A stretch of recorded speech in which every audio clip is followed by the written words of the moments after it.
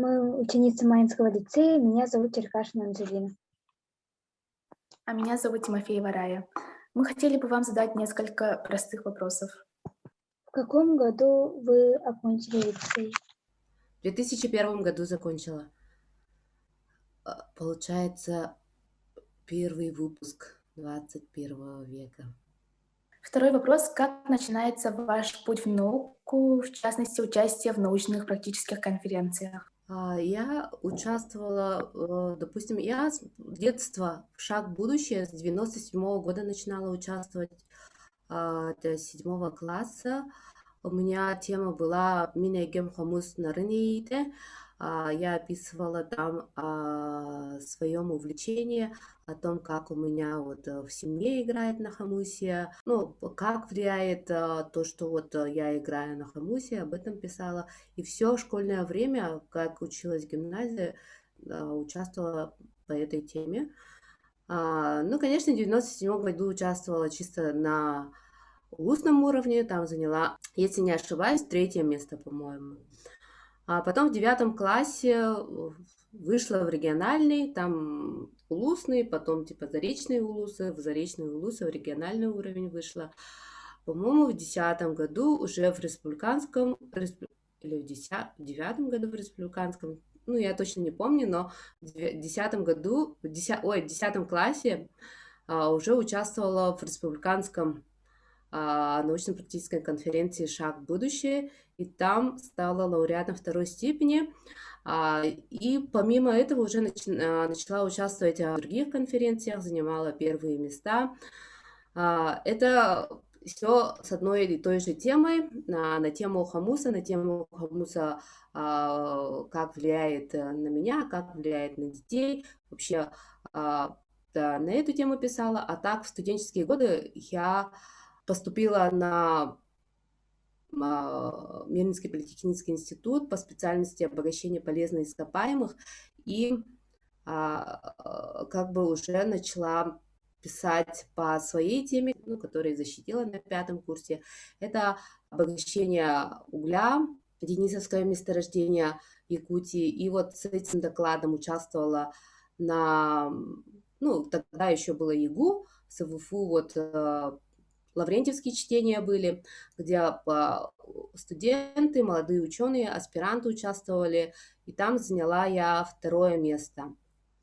Вот. Ну и потом предлагали поступление в аспирантуру, но я в аспирантуру не пошла. Работала в Беларуси, непосредственно на фабрике, на производстве работала, поэтому как бы научно-исследовательская работа отодвинулась уже, ну, как бы на долгий ящик.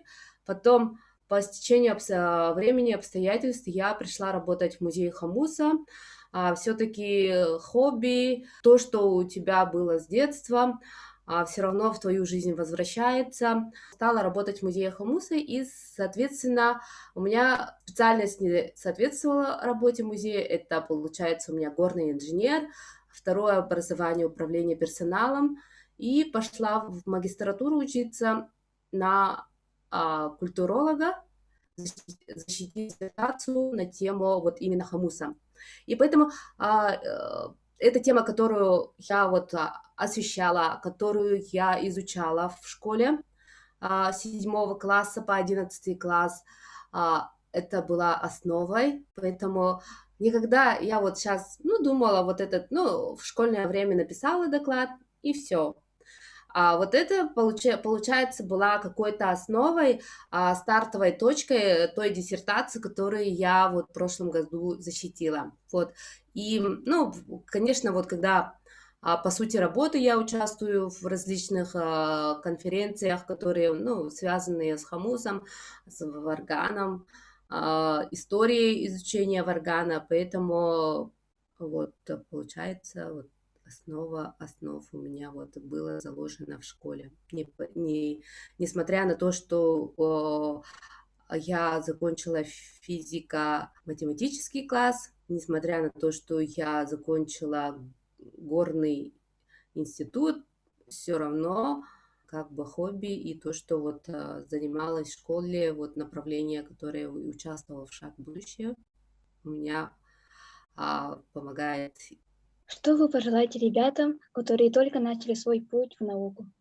Хотела бы пожелать вообще вот насчет конференции вообще «Шаг в будущее», который вот в науке очень помогает это развиваться не только с точки зрения, конечно, очень много вот открытий, много вот именно усердности, хорошо писать, правильно излагать свои мысли. Это очень помогает.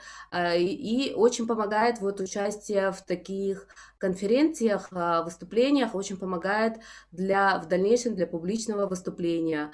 И я хотела бы пожелать, некоторые есть, ну, когда я вот в свое время тоже писала, когда участвую на конференциях, очень хорошо вот дети, студенты, школьники очень хорошо пишут, очень хорошо раскрывают свою тему, но бывает очень боятся выступать.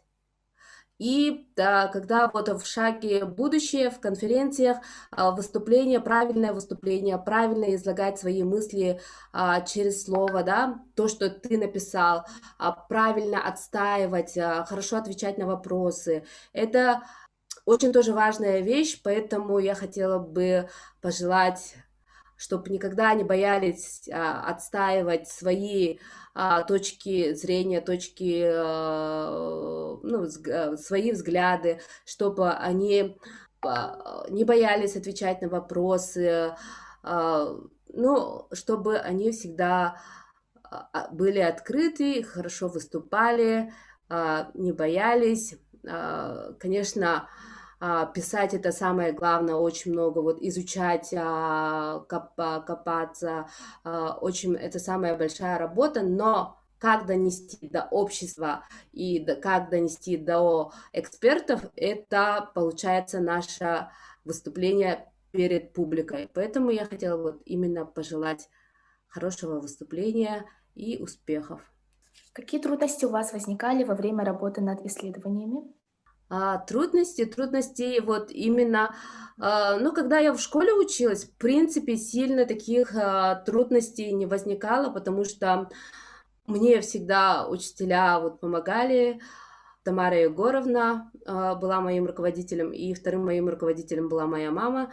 Она вот как раз преподает хомусу, поэтому, в принципе, мне в школьные годы не сложно было, в студенческие годы сильно сложностей тоже не встретила. Вот сложности я встретила, когда магистерскую диссертацию писала. Да, я встретила сложности с тем, что именно правильной научной формулировки, научной, чтобы именно статьи научные, именно они выглядели, ну, как бы писались с научной точки зрения. Вот именно в этом плане я немножко встретила сложности, потому что моя первая специальность горный инженер, а вот третья, вот получается культурология.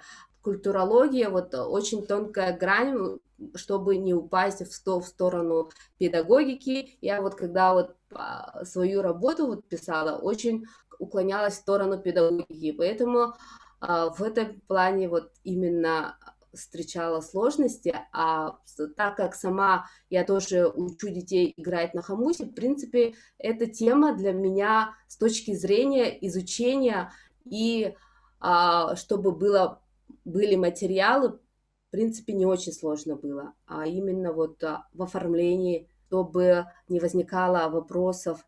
Это мало, что вот материалы есть, да, а главное, чтобы эти материалы правильно оформить, хорошо, чтобы никаких вопросов у экспертов не возникало. Вот да, вот с этим немножко возникали сложности у меня.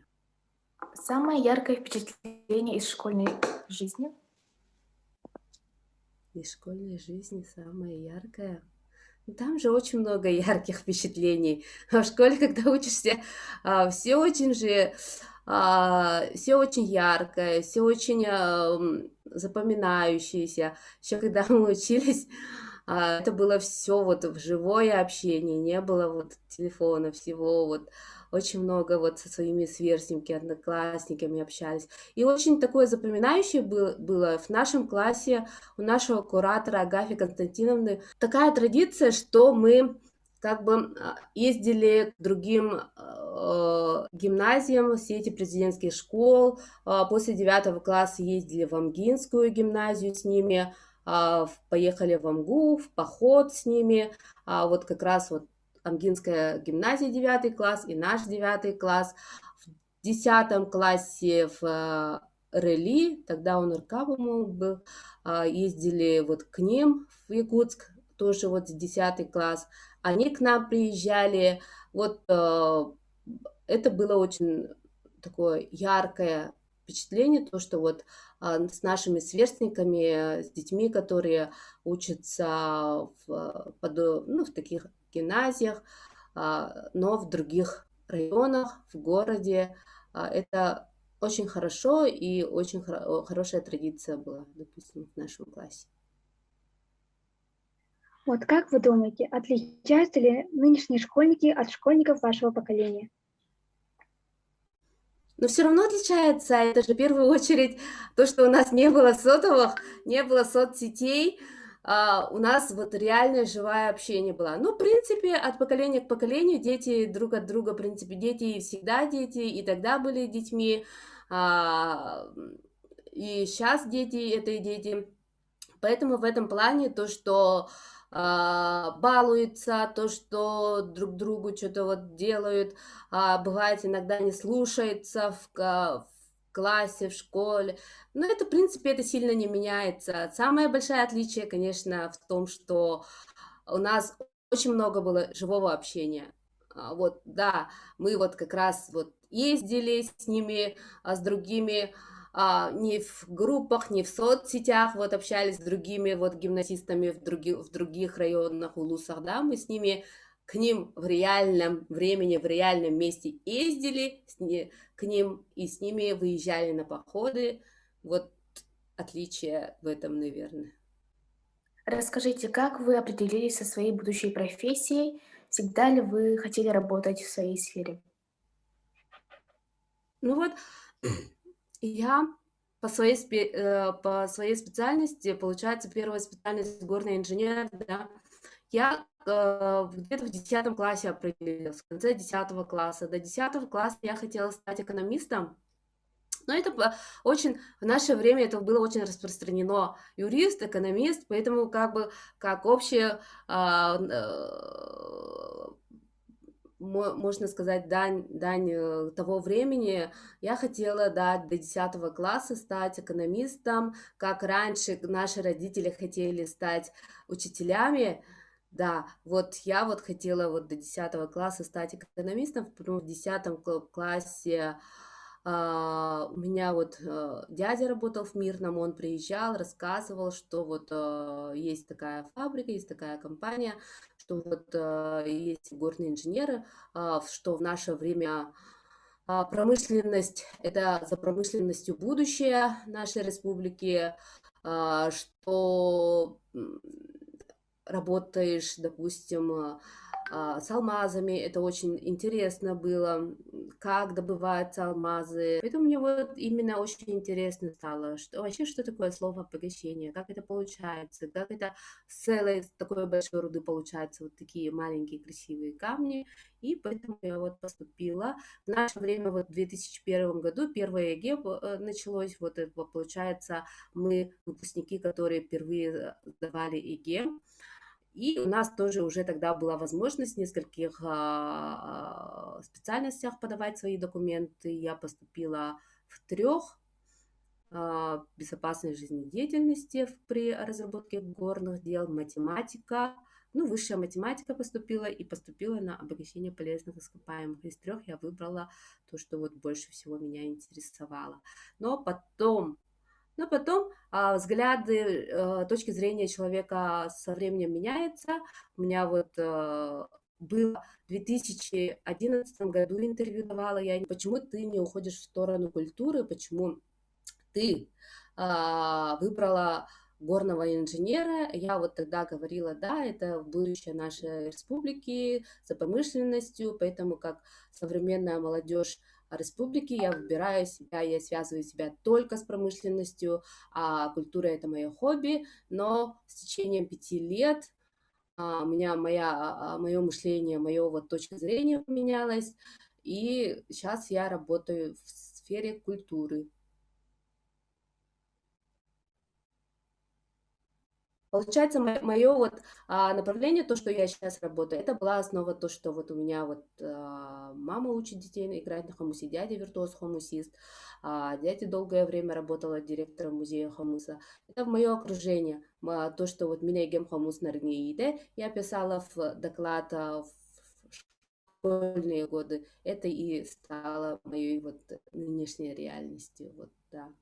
Желаю вам хорошего дня, учебы, хорошей учебы, и чтобы тоже участвовали в научно-практических конференциях, не только, ну и вообще в общественной жизни, были активными, и успехов вам!